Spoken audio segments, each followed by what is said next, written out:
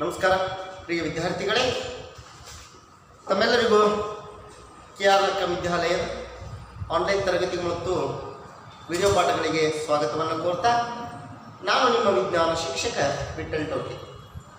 ಮಕ್ಕಳೇ, ಇವತ್ತು ನಾವು ಒಂದು ವಿಶೇಷವಾದ ಘಟಕವನ್ನು ತೆಗೆದುಕೊಂಡು ಬರ್ತಾ ಇದ್ದೀನಿ ಮಕ್ಕಳೇ ನಿಮ್ಮ ಮುಂದೆ. ಅದು 9ನೇ ವರ್ಗದ ವಿಜ್ಞಾನದ ಭಾಗ 1ರಲ್ಲಿ ಬರ್ತಕ್ಕಂತಹ 9ನೇ ಘಟಕ, ಬಲ ಮತ್ತು ಚಲನೆಯ ನಿಯಮಗಳು ಅಂತ ನೋಡ್ತೇವೆ. ಹಾಗಾದರೆ ನಾವು ಘಟಕದ ಶೀರ್ಷಿಕೆಯನ್ನು ಹಾಕೋಣ. ಯೂನಿಟ್ಸ್ 9, ಬಲ ಮತ್ತು ಚಲನೆಯ ನಿಯಮಗಳು ಅಂತ.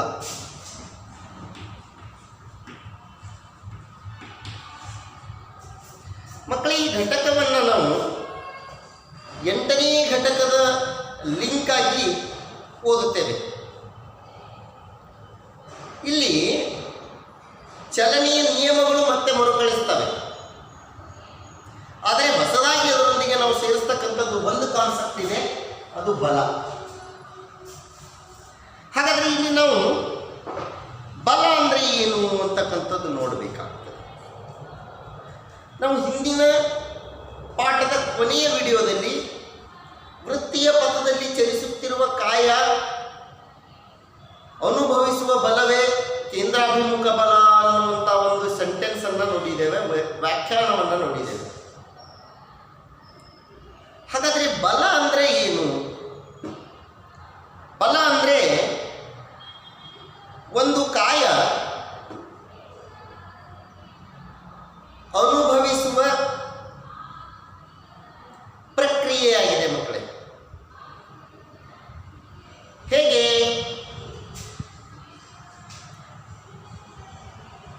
ಎಳೆದಾಗ ಆ ವಸ್ತುವಿನ ಮೇಲೆ ಉಂಟಾದ ಬದಲಾವಣೆ ಯಾಕಾಯಿತು ಅಂತ ಕೇಳಿದ್ರೆ ಬಲದ ಪರಿಣಾಮದಿಂದ ಇತ್ತು. ಜೋರಾಗಿ ವಸ್ತುವಿಗೆ ಬಡಿದಾಗ ಆ ವಸ್ತುವಿನಲ್ಲಾದ ಬದಲಾವಣೆ ಅಥವಾ ಇನ್ನಾವುದೇ ರೀತಿಯ ಬದಲಾವಣೆಯಾದಾಗ ಯಾಕಾಯಿತು ಅಂತ ಕೇಳಿದರೆ ಅದರ ಮೇಲೆ ಪ್ರಯೋಗವಾದ ಬಲದ ಕಾರಣದಿಂದ ಇತ್ತು. ಒಂದು ವಸ್ತುವನ್ನೊಂದು ಸ್ಥಳದಿಂದ ಇನ್ನೊಂದು ಸ್ಥಳಕ್ಕೆ ಜೋರಾಗಿ ನಾವು ಎಸೆದಾಗ ಅದು ತನ್ನ ಸ್ಥಾನದಿಂದ ಮುಂದೆ ಹೋಗಿ ಬೇರೆ ಸ್ಥಾನಕ್ಕೆ ನಿಲ್ತದೆ. ಅಥವಾ ಕಾಲ್ಚೆಂಡು ಅಂತ ಕರೀತೇವಲ್ಲ, ಫುಟ್ಬಾಲಿನ ಚೆಂಡು ನಾವು ಹೊತ್ತಾಗ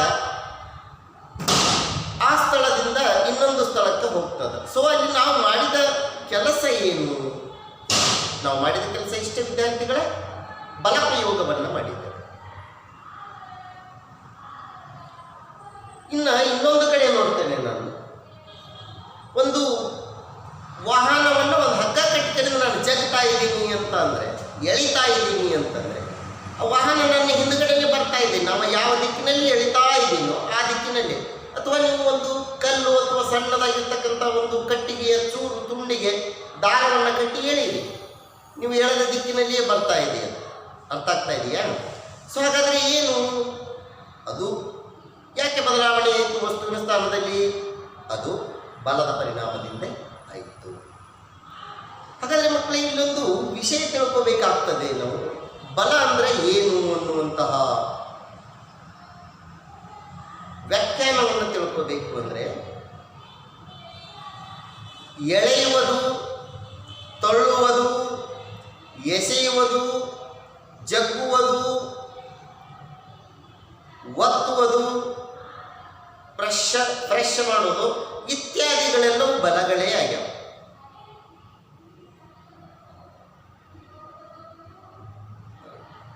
ಇದಕ್ಕೆ ನಾವು ಹಿಂಗೂ ಹೇಳಬಹುದು, ಒಂದು ವಸ್ತುವಿನ ಮೇಲೆ ವರ್ತಿಸಿದ ಬಾಹ್ಯ ಪ್ರಚೋದನೆ ಪರಿಮಾಣವನ್ನು, ಒಂದು ವಸ್ತುವಿನ ಮೇಲೆ ವರ್ತಿಸುವ ಅಥವಾ ವರ್ತಿಸಬಹುದಾದ ಬಾಹ್ಯ ಪ್ರಚೋದನೆಯ ಪರಿಮಾಣವನ್ನು ಬಲ ಅಂತ ಕರೀತೇವೆ. ಈ ಪರಿಮಾಣದಿಂದ ಪರಿಣಾಮ ಉಂಟಾಗ್ತದೆ. ಬಲದ ಪರಿಣಾಮಗಳು ಅಂತ ಕರೀತೇವೆ. ಆ ಬಲದ ಪರಿಣಾಮಗಳು ಏನಾಗಬಹುದು? ಕಾಯದ ಸ್ಥಾನಪಲ್ಲಟ ಆಗಬಹುದು, ಕಾಯದ ಸ್ಥಿತಿ ಬದಲಾವಣೆಯಾಗಬಹುದು, ಕಾಯದ ವೇಗದಲ್ಲಿ ಬದಲಾವಣೆಯಾಗಬಹುದು, ಚಲನೆಯಲ್ಲಿರುವ ಕಾಯ ನಿಶ್ಚಲ ಸ್ಥಿತಿಗೆ ಬರಬಹುದು, ನಿಶ್ಚಲ ಸ್ಥಿತಿಯಲ್ಲಿರುವ ಕಾಯ ಚಲನೆಯಲ್ಲಿ ಮುಂದುವರಿಯಬಹುದು, ಏಕ ರೀತಿಯ ವೇಗೋತ್ಕರ್ಷದಿಂದ ಮುಂದುವರಿಯಬಹುದು, ನಿರಂತರವಾಗಿ ವೇಗೋತ್ಕರ್ಷ ಬದಲಾಗುತ್ತಿರಬಹುದು. ಹೀಗೆ ಅನೇಕ ಕಾರಣಗಳು ಫೋರ್ಸ್ನಿಂದ ಆಗ್ಯಾವ. ಹಾಗಾದರೆ ಇಲ್ಲಿ ನಾವು ತಿಳ್ಕೋಬೇಕಾಗಿದ್ದು ಏನು? ನೋಡಿ ಮಕ್ಕಳೇ, ಬಲ ಈಸ್ ಈಕ್ವಲ್ ಟು ಏನನ್ನ ಸೂಚಿಸ್ತದೆ? ಒಂದು ವಸ್ತುವನ್ನು ಎಸಿತಾ ಇದ್ದೀನಿ ಸರ್, ಎಷ್ಟು ದೂರ ಎಸಿದೀಯಾ ಸರ್? ನಾನು ಒಂದು 30 ಮೀಟರ್ನಷ್ಟು ದೂರ ಎಸಿತೇನೆ ಸರ್. ಹಾಗಾದರೆ ಇನ್ನೊಂದು ವಸ್ತುವನ್ನು ಕೂಡ ಅದೇ 30 ಮೀಟರ್ನಷ್ಟು ದೂರ ಎಸಿದೀಯಾ ಅಂತ ಪ್ರಶ್ನೆ ಮಾಡಿದಾಗ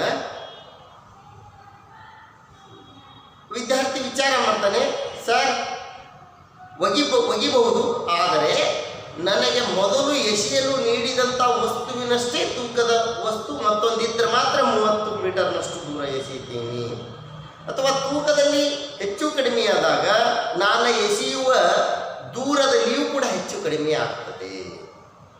ಅಂದರೆ ಇದರ ಅರ್ಥ ಏನು ಅಂದರೆ, ಒಂದು ಕಾಯದ ಮೇಲೆ ಪ್ರಯೋಗವಾದ ಬಲದ ಪರಿಣಾಮದಿಂದಾಗಿ ಕಾಯ ಸ್ಥಾನಪಲ್ಲಟ ಉಂಟಾಗುತ್ತದೆ ಎನ್ನುವುದು ಎಷ್ಟು ಸತ್ಯವೋ, ಒಂದು ಕಾಯದ ಮೇಲೆ ಪ್ರಯೋಗವಾದ ಬಲದ ಪರಿಣಾಮದಿಂದ ಕಾಯದ ಸ್ಥಾನಪಲ್ಲಟ ಉಂಟಾಗ್ತದೆ. ಈ ಸ್ಥಾನಪಲ್ಲಟ ಯಾವುದರ ಮೇಲೆ ಅವಲಂಬನೆಯಾಗಿದೆ? ಸ್ಥಾನಪಲ್ಲಟದ ಪರಿಣಾಮ ಯಾವುದರ ಮೇಲೆ ಅವಲಂಬನೆಯಾಗಿದೆ ಅಂದರೆ ಬಲದ ಮೇಲೆ ಅವಲಂಬನೆಯಾಗಿದೆ. ಜೊತೆಗೆ ಕಾಯದ ರಾಶಿಯ ಮೇಲೆ ಅವಲಂಬನೆಯಾಗಿದೆ. ಮಕ್ಕಳೇ, ಇದರ ಮೇಲೆ ಅವಲಂಬನೆಯಾಗಿದೆ? ಕಾಯದ ರಾಶಿಯ ಮೇಲೆ ಅವಲಂಬನೆ. ಹಾಗಾಗಿ ಬಲವನ್ನು ನಾವು ಫೋರ್ಸ್ ಅಂತ ಕರೀತೇವೆ, ಸ್ಥಾನಪಲ್ಲಟವನ್ನು ನಾವು ಡಿಸ್ಪ್ಲೇಸ್ಮೆಂಟ್ ಅಂತ ಕರೀತೇವೆ, ರಾಶಿಯನ್ನು ನಾವು ಏನಂತ ಕರೀತೇವೆ? ಮಾಸ್ ಅಂತ ಕರೀತೇವೆ. That is force is indicated by F is equal to displacement, it is indicated by S into mass is M. ಇದನ್ನ ನಾವು ಹಿಂಗೂ ಬರೀತೇವೆ, F is equal to common ಆಗಿ ಎಂ ಇಂಟು ಎಸ್ ಅಂತ ಬರೀತೇವೆ. ಎಸ್ ಬದಲಾಗಿ ಕೆಲವೊಂದು ಸಂದರ್ಭಗಳಲ್ಲಿ F is equal to M into A ಅಂತ ಬರೀತೇವೆ.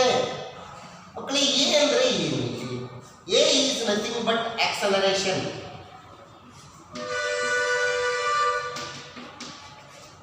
ಎ ಅಂದರೆ ಇದು ವೇಗೋತ್ಕರ್ಷವೇ ಆಗಿದೆ.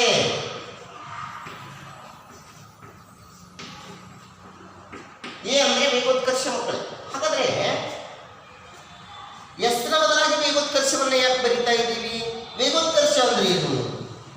A is equal to V minus U divided by T. V minus U ಅಂದ್ರೆ ಏನು? ವೇಗದಲ್ಲಾದ ಬದಲಾವಣೆಯ ಪರಿಣಾಮದಿಂದಾದರೆ ಕಾಯ ಸ್ಥಾನಪಲ್ಲಟವನ್ನು ಹೊಂದುತ್ತದೆ. ಕಾಯದ ಸ್ಥಾನಪಲ್ಲಟ ವೇಗದ ಪರಿಣಾಮದಿಂದಾಗಿ ಆಗ್ತಾ ಇದೆ, ವೇಗದಲ್ಲಾದ ಬದಲಾವಣೆಯ ಪರಿಣಾಮದಿಂದ ಆಗ್ತಾ ಇದೆ ಅಂತಕ್ಕಂಥದ್ದು ಸೂಚಿಸ್ತದೆ ಇದು. ಸೊ ಹಾಗಾಗಿ ಎಸ್ ಜಾಗದಾಗ ಸ್ಥಾನಪಲ್ಲಟವನ್ನು ಬರೀತೀವಿ, ಸ್ಥಾನಪಲ್ಲಟದ ಜಾಗದಾಗ ಎಸ್ನು ಬರೀಬಹುದು. ಆದರೆ ಸಮಸ್ಯೆಯನ್ನು ಬಿಡಿಸುವ ಸಂದರ್ಭದಲ್ಲಿ ದತ್ತಾಂಶಗಳಲ್ಲಿ ಕಾಯ ಚಲಿಸಿದ ದೂರ ಅಥವಾ ವ್ಯತ್ಯಾಸವನ್ನು ಕೊಡುವ ಬದಲಾಗಿ ವೇಗ ಮತ್ತು ವೇಗೋತ್ಕರ್ಷಗಳನ್ನೇನಾದರೂ ನೀಡಿದರೆ ನಾವು ಈ ಸೂತ್ರವನ್ನು ಆದೇಶಿಸಬೇಕಾಗ್ತದೆ. ಕೇವಲ ರಾಶಿಯೊಂದಿಗೆ ಕಾಯದ ಸ್ಥಾನಪಲ್ಲಟವನ್ನು ನೀಡಿದಾಗ ಈ ಸೂತ್ರವನ್ನು ಆದೇಶಿಸಬೇಕು. ನಾನು ಮುಂದೆ ಹೇಳ್ತೇನೆ, ನಾನು ವೇಗೋತ್ಕರ್ಷ ಅಂದರೆ ಏನು ಅಲ್ಲಕ್ಕೆ ಹಿಂದೆ ನಾನು ಒಂದು ವಿಡಿಯೋದಲ್ಲಿ ಹೇಳಿದ್ದೀನಿ, ಅದು ಕೂಡ ಮತ್ತೊಮ್ಮೆ ನೋಡ್ತೇವೆ. ವೇಗೋತ್ಕರ್ಷ ಅಂದರೆ ಏನು? ವೇಗದಲ್ಲಾದ ಬದಲಾವಣೆಯ ದರವನ್ನು ವೇಗೋತ್ಕರ್ಷ ಅಂತ ಕರಿತೀವಿ. ವೇಗದಲ್ಲಾದ ಬದಲಾವಣೆಯ ದರವನ್ನು ವೇಗೋತ್ಕರ್ಷ ಅಂತ ಕರೆದ್ರೆ, ವೇಗ ಅಂದರೆ ಏನು?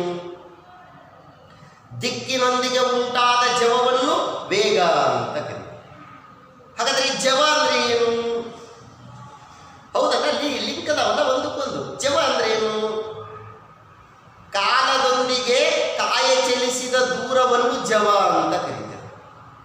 ಹಾಗಾದರೆ ಚಲಿಸಿದ ದೂರ ಅಂದ್ರೆ ಏನು? ಕಾಯ ಚಲಿಸಿದ ಒಟ್ಟು ಪಥದ ಉದ್ದವನ್ನು ಚಲಿಸಿದ ದೂರ ಅಂತ ಕರಿತೀವಿ. ಕಾಯ ಚಲಿಸಿದ ಒಟ್ಟು ಪಥದ ಉದ್ದವೇ ಚಲಿಸಿದ ದೂರ. ಹಾಗಾದರೆ ಚಲನೆ ಎಂದರೇನು?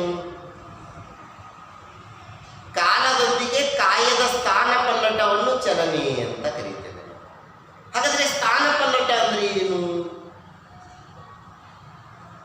ಕಾಯ ಕ್ರಮಿಸಿದ ಕನಿಷ್ಠ ದೂರವೇ ಸ್ಥಾನ ಪಲ್ಲಟ. ನೋಡಿ ಮಕ್ಕಳೇ, ಇವೆಲ್ಲದಕ್ಕೂ ಲಿಂಕ್ ಇದೆ. ನಾವು ಇದನ್ನ ಈ ರೀತಿಯಾಗಿ ನೋಡ್ಕೊಬೇಕು. ಹಾಗಾದ್ರೆ ಇಲ್ಲಿ ಬಲ ಅಂತಕ್ಕಂಥದ್ದು ನೋಡಿ, ಬಲದ ಬಗ್ಗೆ ಮಾತಾಡುವಂಥ ಸಂದರ್ಭದಲ್ಲಿ F is equal to m into s or m into a ಅಂತ ಬರಿತೇವೆ ಅಂತ ಅಂದ್ಕೊಳ್ಳೋಣ. ಲಿಸನ್, ಇಲ್ಲಿ m into s ಅಂತ ಬರಿತಾ ಇದ್ದೀನಿ ನಾನು. The F is equal to m into s. ಹೌದಾ? ನೋಡಿ, ಈ ಬಲದ ಏಕಮಾನವನ್ನ ಯಾವುದರಲ್ಲಿ ಎಳಿತೇವೆ ಅಂದ್ರೆ ನಾವು ನ್ಯೂಟನ್. ಯಾಕಂದ್ರೆ ಐಸಾಕ್ ನ್ಯೂಟನ್ನರು ಬಲದ ಪರಿಮಾಣವನ್ನ ಅಳೆಯುವ ಮೂಲಮಾನವನ್ನ ಪತ್ತೆ ಮಾಡಿದ್ರು. ಹಾಗಾಗಿ ಇದನ್ನ ನ್ಯೂಟನ್ ಮೀಟರ್ನಲ್ಲಿ ಎಳಿತೇವೆ. ನ್ಯೂಟನ್ ಮೀಟರ್ನಲ್ಲಿ ಎಳಿತೇವೆ. ಸ್ಟ್ಯಾಂಡರ್ಡ್ ಏನಿತ್ತು? ನ್ಯೂಟನ್ನಲ್ಲಿ ಬಲವನ್ನು ನ್ಯೂಟನ್ನಲ್ಲಿ ಎಳಿತೇವೆ. ಇದರ ಸಂಕೇತ ಎನ್. ಬಲದ ಪರಿಣಾಮದಿಂದ ಕಾಯದಲ್ಲಿ ಉಂಟಾದ ಸ್ಥಾನ ಪಲ್ಲಟವನ್ನು ನ್ಯೂಟನ್ ಮೀಟರ್ ಅಂತ ಕರೀತೇವೆ. ಹೌದಾ? ಹಾಗಾದ್ರೆ ಸಾರಿ, ಈ ತರ ಇನ್ನು ಇಲ್ಲಿ ನ್ಯೂಟನ್ ಮೀಟರ್, 1 ನ್ಯೂಟನ್ ಅಥವಾ 1 newton metre is equal to ಎಷ್ಟು ಅಂದ್ರೆ ನೋಡಿ, ಮೀಟರ್ ಅನ್ನ ಸ್ಟ್ಯಾಂಡರ್ಡ್ ಯಾವುದರಲ್ಲಿ ಎಳಿತೇವೆ ನಾವು? ಅಂತಾರಾಷ್ಟ್ರೀಯ ಮೀಟರ್ ಅನ್ನೋದು ಯಾವುದರ ಅಂತಾರಾಷ್ಟ್ರೀಯ ಮಾನವಾಗಿದೆ? ಸಾರಿ, ಮಾಸ್. ರಾಷ್ಟ್ರೀಯ ಅಂತಾರಾಷ್ಟ್ರೀಯ ಮಾನ ಯಾವುದು? ಗ್ರಾಮ್. ಇದು ಚಲಿಸಿದ ದೂರ. ಇದರ ಅಂತಾರಾಷ್ಟ್ರೀಯ ಮಾನ ಯಾವುದಾಗಿದೆ? ಮೀಟರ್. ಹಾಗಾದ್ರೆ ಗ್ರಾಮ್ ಪರ್ ಮೀಟರ್ ನೋಡಿ, gram per metre is equal to newton metre. ಅರ್ಥ ಆಗ್ತಾ ಇದೆಯಾ? That is 1 gram per metre is equal to 1 newton metre. Newton metre ಫೋರ್ಸ್ನ ಬಲದ ಅಂತಾರಾಷ್ಟ್ರೀಯ ಏಕಮಾನ ಆಗ್ಯದ.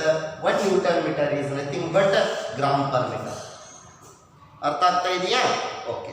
ಇದನ್ನು ನೋಡಾದ್ಮೇಲೆ ನಾವು ಫೋರ್ಸ್ನಲ್ಲಿ ಯಾವ್ಯಾವ ಟೈಪ್ಸ್ ಇದಾವೆ ನಾವು ಇವತ್ತು ನೋಡ್ತಾ ಇದ್ದೀವಿ. ಈ ಚಾಪ್ಟರ್ನಲ್ಲಿ ಬರ್ತಕ್ಕಂಥ ಮೂಲ ಪ್ರಮುಖ ಮತ್ತು ಬೇಸಿಕ್ ಅಂಶನೇ ಇದಾಗಿರೋದ್ರಿಂದ ಇದರ ಕುರಿತು ಮಾತ್ರ ಮಾತಾಡ್ತಾ ಇದ್ದೀನಿ ನಾನು, ಫೋರ್ಸ್ ಬಗ್ಗೆ. ಸರಿ, ಹಾಗಾದ್ರೆ ಈಗ ಫೋರ್ಸ್ ಬಗ್ಗೆ ಮಾತಾಡೋದೇ ಆದರೆ ಫೋರ್ಸ್ನಲ್ಲಿ ಏನಿದೆ? ಬಲ ಅಂತ ಯಾಕೆ ಕರಿತೀವಿ? ಬಲದ ಪರಿಣಾಮದಿಂದ ಏನಾಯಿತು? ವಸ್ತುವಿನ ಸ್ಥಾನ ಪಲ್ಲಟ ಆಗ್ತಾ ಇದೆಯಾ? ಹಾಗಾದ್ರೆ ನೋಡೋಣ. ಇಲ್ಲಿ ನೋಡಿ, ಒಂದು ಕಾಲ್ಚೆಂಡು ಇದೆ ಇಲ್ಲಿ.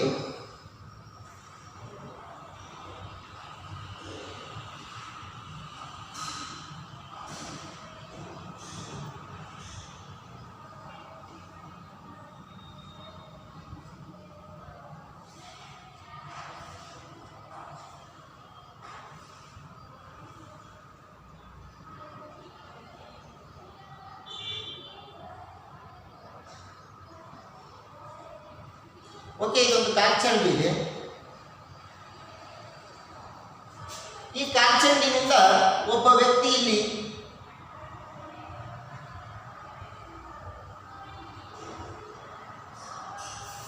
ಒಂದು ಕಾಲಿಗೆ ಒಲಿತಾ ಇರ್ತಾನೆ ಅಂತ ಅನ್ಕೊಳ್ಳೋಣ.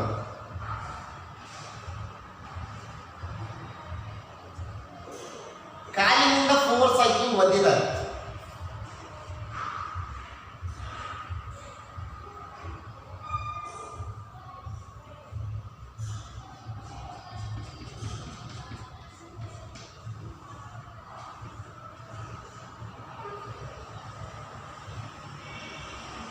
ಓಕೆ, ಹಾಗಾದ್ರೆ ಈ ಚೆಂಡು ಈ ದಿಕ್ಕಿನಲ್ಲಿ ಫೋರ್ಸ್ ಹಾಕಿದಾಗ ಯಾವ ದಿಕ್ಕಿಗೆ ಚಲಿಸ್ತದೆ? ಈ ದಿಕ್ಕಿಗೆ, ಈ ದಿಕ್ಕಿಗೆ ಅಲ್ಲಲ್ಲ. ಹಾಗಾದ್ರೆ ಯಾವ ದಿಕ್ಕಿಗೆ? ಯಾವ ದಿಕ್ಕಿನಲ್ಲಿ ಫೋರ್ಸ್ ಹಾಕಿದೆಯೋ ಆ ದಿಕ್ಕಿನಲ್ಲಿ ಕಾಲ್ಚೆಂಡು ಚಲಿಸ್ತದೆ. ಹೌದಾ? ಎಷ್ಟು ದೂರ ಚಲಿಸಿದೆ? ಎಸ್ ನಷ್ಟು ದೂರ ಚಲಿಸಿದೆ. ಇದರ ಮೇಲೆ ಎಷ್ಟು ಬಲ ಪ್ರಯೋಗ ಮಾಡಿದೆ? ಚೆಂಡಿನ ಮೇಲೆ ಎಫ್ ನಷ್ಟು ಬಲ ಪ್ರಯೋಗ ಮಾಡಿದೆ. ಎಫ್ ನ್ಯೂಟನ್ ನಷ್ಟು ಬಲ ಪ್ರಯೋಗ ಮಾಡಿದಾಗ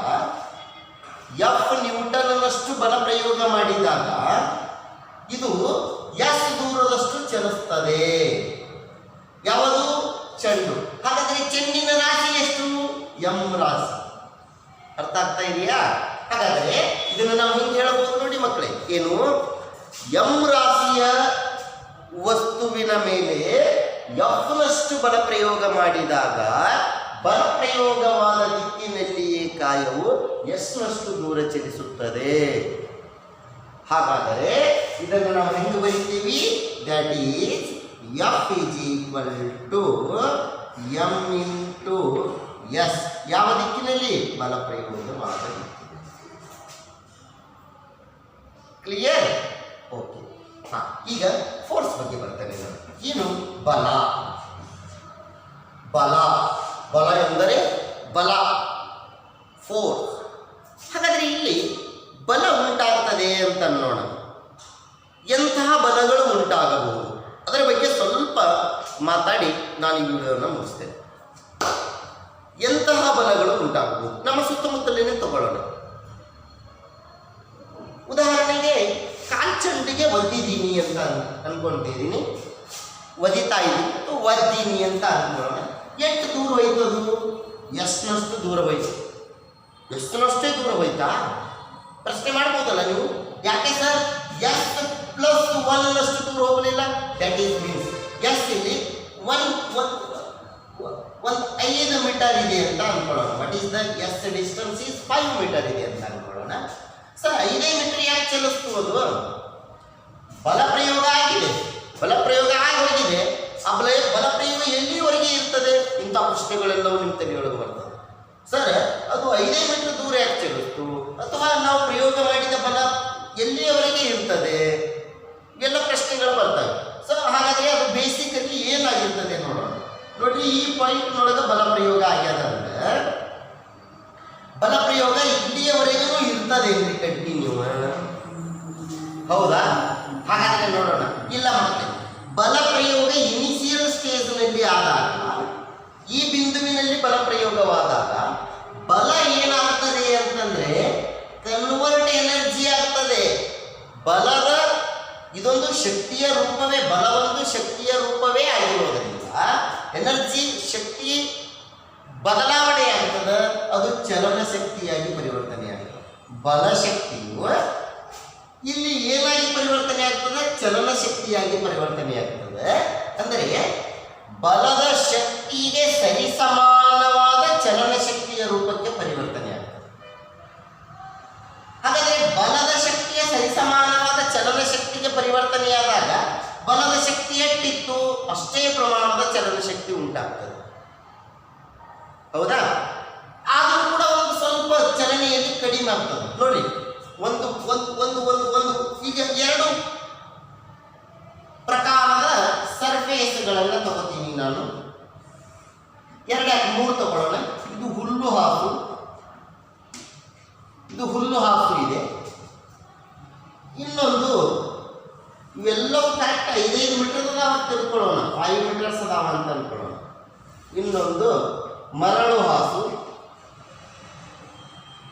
ಮೊದಲನೆಯದು ನೆಲ ಹಾಸು.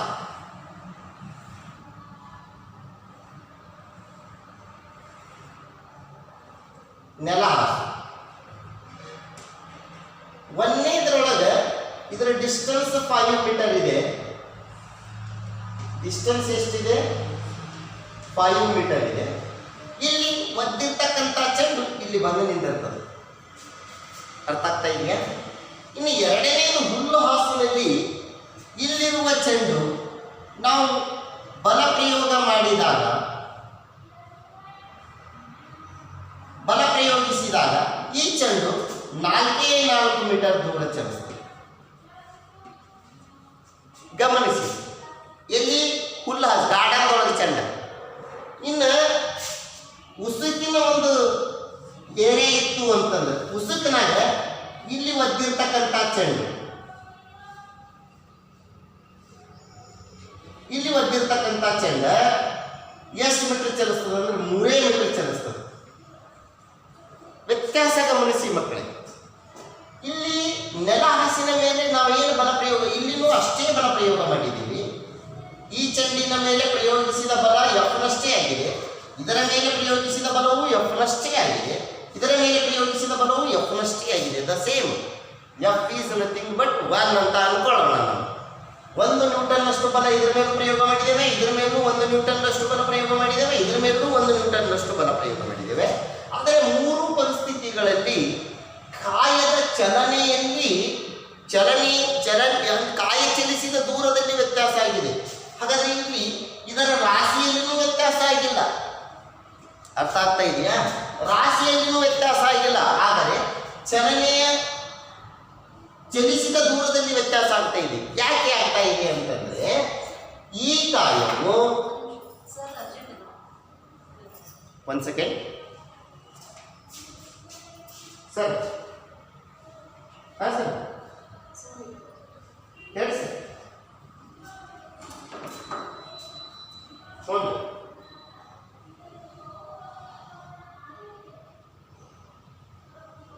ಹಾಂ ಹಾಂ ಓಕೆ ಸರ್, ಆಯ್ತು ನಾ ಹೋಗ್ತೇನೆ. ಸರಿ ಸರ್, ಓಕೆ ಸರ್.